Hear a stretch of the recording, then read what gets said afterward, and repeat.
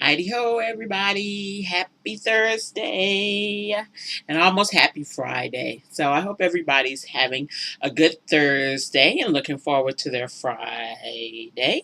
I know I haven't been around a lot, but I've been busy and work's been going and things have been happening and life's been going on. And it's just busy, busy, busy, a lot more busy than I usually am.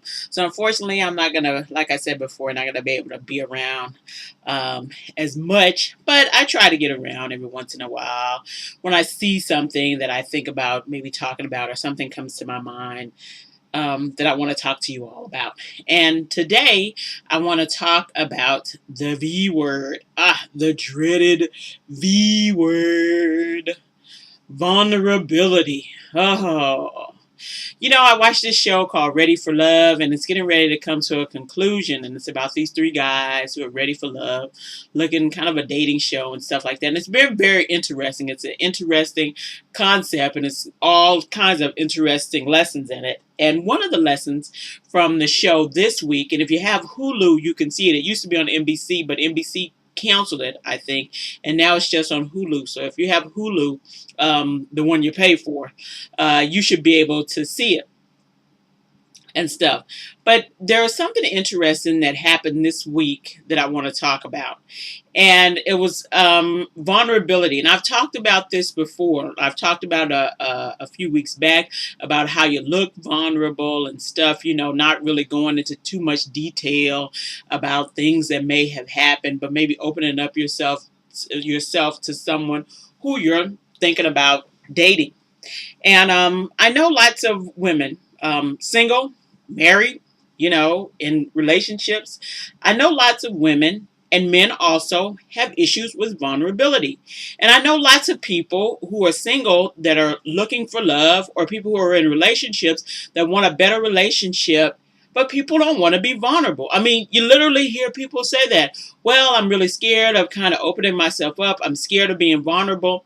And I think to myself all the time, you cannot and will not be able to experience deep, unconditional, gratifying love in a marriage or sort of dating, long-term dating relationship without being vulnerable. I'm sorry, it's not going to happen. You can't be sort of super protective of yourself and try to love at the same time. Love takes openness. That's part of loving somebody. And so me loving my family members takes me being open, which means that I'm open to who they are. They're open to who I am. There's not a lot of drama. I can be myself with them. I don't have to be somebody else. I don't have to constantly protect myself with them. And so we have a good, loving, unconditional relationship. That doesn't mean that we don't get angry at each other, and there's some things maybe that we don't like about each other, or personality things like that.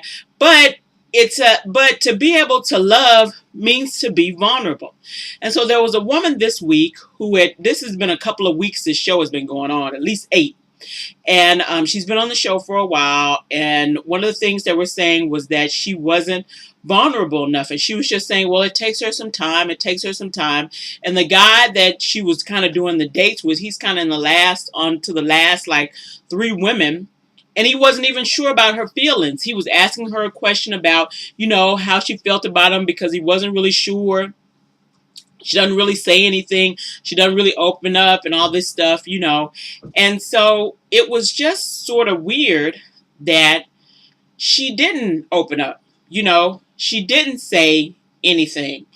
And, after a while, 8 weeks or 3 months or so of dating, no one should still be guessing whether or not you maybe like them. Okay? That shouldn't be, you don't have to run out and tell somebody that you love them. You certainly don't want to do it that soon, but nobody should still be trying to guess whether you dig them at all. and stuff. And so in her need to protect her feelings, she hadn't really been vulnerable with him and showed some of her feelings. And so he just sort of eliminated her because he was like, I've got two other girls here that I know who are into me, and I've just got you, and I don't really know whether or not. And even when he asked her, she still didn't say anything and stuff. And so at the end, she started crying and stuff. And I guess at that point, she figured, oh, maybe it's a good time to be vulnerable. But it was too late then. And so you wonder sometimes, I know some of you may wonder sometimes in your relationship, what happened. And some of you may have had relationships break up because of lack of vulnerability, because you're trying to protect yourself. Listen, I understand it is hard to be vulnerable. I'm not saying it's just like this thing that just comes really easy and all this stuff, it didn't come easy to me. Okay, and stuff. And it's scary to be vulnerable, and you're scared that you might be rejected, and you're scared your feelings might be hurt, and all sorts of stuff. It's a big risk. But with any sort of risk, there's also a reward. I've said it before. You have to know when it's okay to take a calculated risk and stuff. Now, if you and he are just dating, and you're dating a couple of different people and trying to figure out what's going on and, and stuff, and people aren't in sort of a exclusive relationship, maybe some things you want to hold back. But once you start moving toward being exclusive, it shouldn't be all about this thing about protecting yourself. Trust and believe you will never have a love relationship. You will never have a good marriage. You will never have a good love relationship without vulnerability. I've never even ever heard of that, and stuff. That doesn't exist. Vulnerability means that someone can, and you can, let someone love you for who you are. You can love someone for who they are. You can trust them, and stuff. Vulnerability takes trust and stuff. And sometimes that takes a little time, but vulnerability takes some trust or some building of trust. It's the way to build trust. Now, really, if you're being protective of yourself and protective of your feelings and your heart, that means, first of all, you don't trust them, but even more, you don't trust you. Okay? You don't trust your ability to make a sound decision and stuff. Now, it's not as if I haven't made bad decisions before, or bad decisions in relationships, or, a bad decision with my past marriage. It's not as if, but that doesn't mean I always make bad decisions. And that also doesn't mean that I don't learn. For most people, when they get hurt, they just sort of draw in and withdraw and decide I have to put up walls to protect myself. But the thing about walls is they keep bad stuff out, but they also keep good stuff out. And, and stuff. And so, as with boundaries, the things about protecting yourself needs to be like a fence where you can keep bad things out, but let good things in and stuff. How do you move toward vulnerability?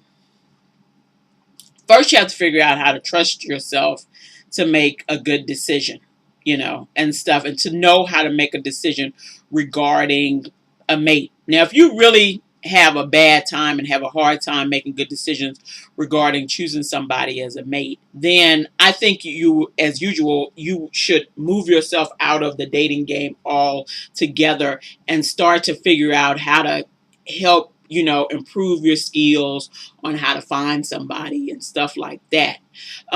But if you're moving or wanting to move into a relationship, if you think, well, I've got pretty good skills, I can pretty much trust myself, then you're going to have to know that vulnerability is going to have to come from that.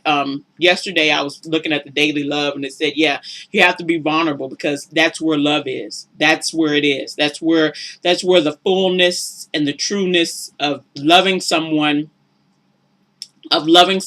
comes from. That's where unconditional love comes from.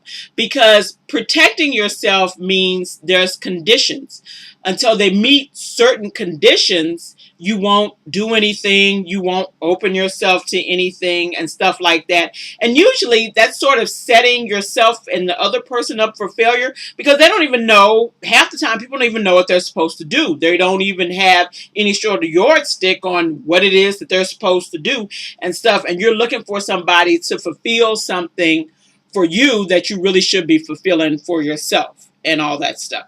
So when it comes to being vulnerable, you have to have some openness with that. Like I say, that comes with a little bit of time and some trust. But believe me, after dating somebody 8 to 12 weeks, I'd say, no one, and if you're moving into exclusion, no one should still be guessing. You are definitely setting yourself up for failure. No one should still be guessing whether or not you dig them. Like I say, you don't have to tell people you love them. You don't have to pronounce love and all that stuff, because sometimes it's just too soon to do all that.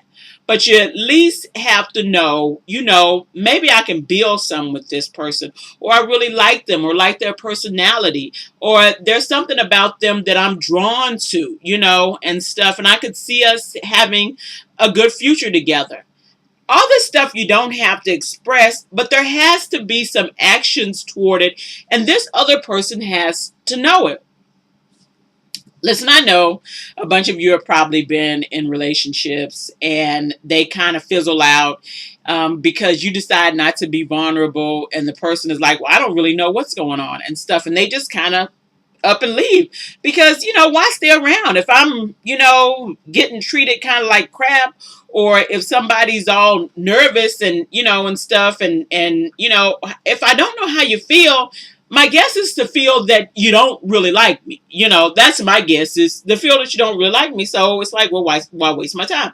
I need to just move on and stuff, and then you're sitting there wondering, well, what happened? How did it all go wrong and stuff?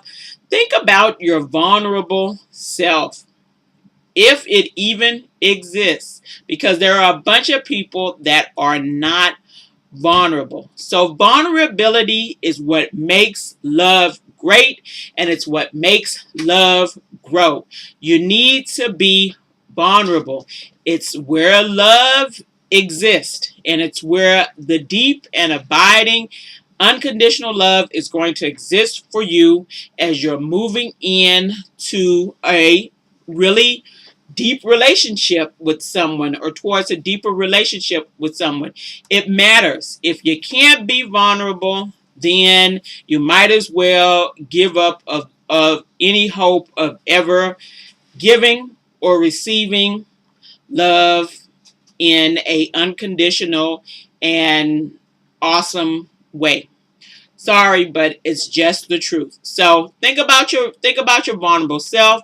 Think about why you're trying to protect yourself. Think about how you can become more vulnerable and stuff, when it comes to maybe dating or something like that, or moving into a relationship, or while you're in a marriage. And think about practicing vulnerability, and stuff. Once you trust yourself a little bit more, and trust that you can make decisions, trust that you know what you're doing, trust that that even if things don't work out, you can recover and go on, and stuff, then you'll be more at ease with being vulnerable in relationships. So I hope that helps you guys today. I will talk to you guys later. Have a good rest of your Thursday. Bye bye.